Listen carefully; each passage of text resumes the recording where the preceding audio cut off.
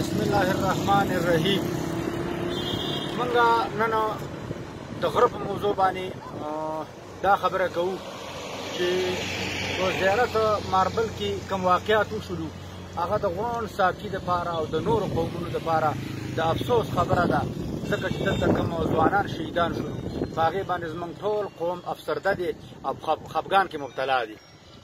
خبره کوو چې اوس حکومت لګیا دی په خپل ځان کې مشورې کوي او دلته داسې یو ایسوپیز راولي، داسې یو فیصلې جاري کوي چې هغه زموږ د قوم په تاوان دي، د ټیکهدارانو په تاوان دي، دلته د مزدورانو په تاوان دي.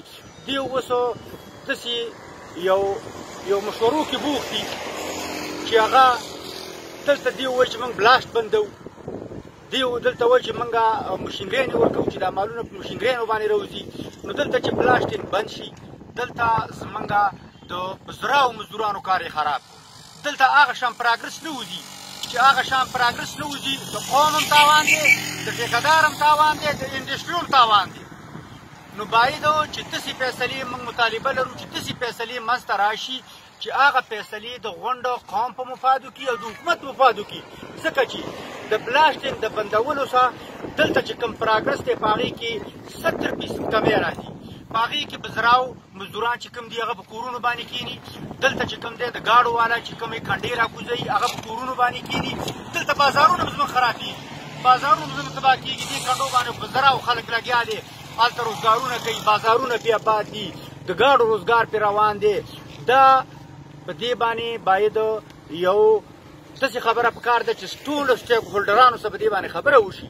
د قوم مالکان چې کوم دي هم سټیک هولډران دي، ټیکهداران هم سټیک هولډران دي، د کنډې والا مزدوران هم سټیک هولډران دي. باید چې دې باندې داسې یو متفقه فیصله وشي چې هغه زموږ قوم ته قابله قبولوي، ټیکهدارانو ته قابله قبولوي او حکومت ته هم د هغې چې کوم دی فایده ورسېږي. اوس که بلاسټینګ بند کړي او پراګرس کم شي، نو هغه پراګرس چې کوم دی هغې کې د معدنیاتو تاوان دی، معدنیاتو له په هغه طریقه باندې رینیو نه ورځي څنګه چې اوس ورځي.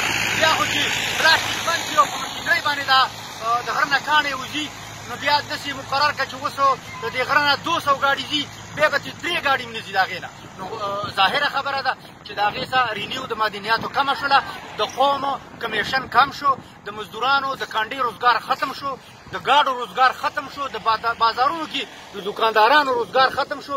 نو باید موږ د حکومت نه دا مطالبه کوو چې باید تاسو هر قسم ایسوپیز کوئ. تاسو مخکې ایسوپیز په دې باره کې جاري کړي وو چې باید هلته به ډاکټران ټیکهداران کښېنوي، هلته به دوایان وي، هلته به امبولینس وي.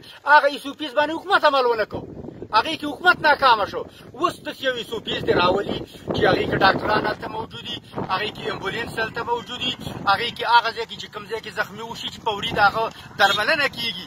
باید په دې باندې خو نه ده چې هلته د روزګار ختم کړی چې دا ایسوپیز دي، دا ایسوپیز نه دي. ایسوپیز هغه دي چې په هغې کې زموږ د مریضانو کار وشي، زموږ د شهیدانو چې کوم شهیدان کېږي چې هغې په طریقه باندې هغه سمبالول کېږي.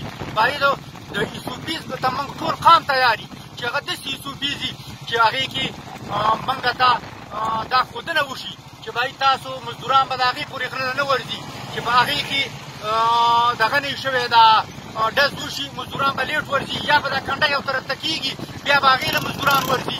نو دا د دې موږ د حکومت نه مطالبه لرو چې باید دې چې داسې یو فیصلې کوي د غره په باره کې چې هغه زموږ د ټولو سټیک هولډرانو ته قابلې قبول وي. که چېرته یک طرفه فیصلې دې وکړلې نو هغې باندې بیا د سخت مزاحمت به دې وکړي. والسلام.